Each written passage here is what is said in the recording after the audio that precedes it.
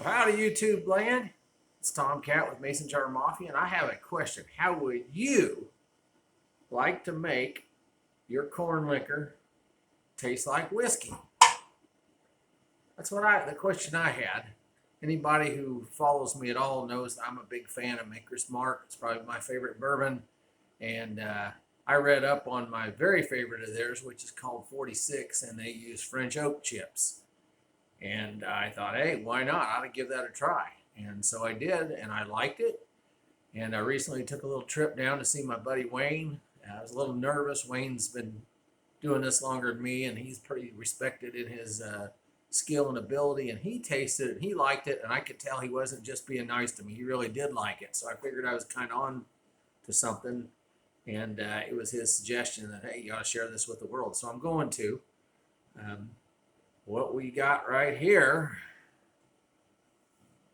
something Wayne and I did while I was visiting him. It's corn, rye, and some wheat. And I can put in the description later what the percentage of it were, because this is converted. And so you start off with some quality corn liquor.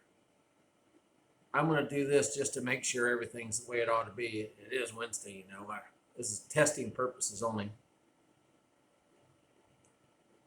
Wayne, you do good work, buddy. All right. Woo. So you start out with your corn liquor. I got these off Amazon, French oak chips. And in a quart, 3 tablespoons right into liquor. 1, 2, 3. You can do it a little bit more, a little less as you like. What I have found out, though, that's probably about right for what I like anyhow. So I took that beautiful work of art and did this to it with some wood chips in there, which seems kind of counterintuitive. But my research also told me the guy should put some honey in there. And so I put equal amount of honey with the wood chips. I'm going to put in, I got some local honey here somebody gave me. I'm going to put, without trying to make too big a mess, I'm going to put in 3 tablespoons of honey in there. And surprisingly, you can really taste it later.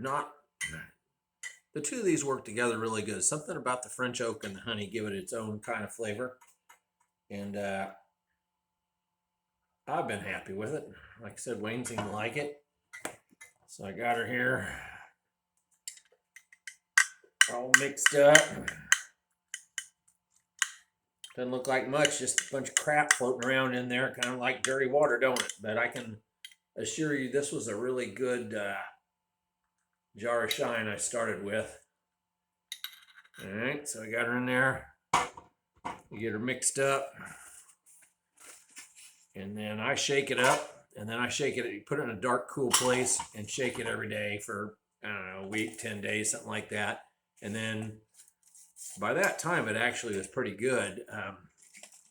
Just give her a little shake there. Some of you want to see the bubble test. There you go. Doesn't look like much. This will all settle down and turn a nice color like this here, which is about 5 weeks old. And you know, as part of my quality control duties on Wednesdays, it's important for me to make sure everything's coming along. Oh yeah, how's it smell?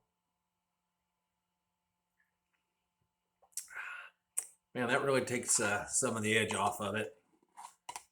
I recommend it. Like I said, Wayne liked it. If I had to know everything I know now and wanted to do it again, I would definitely do it again. And in fact, we'll do it more in the future.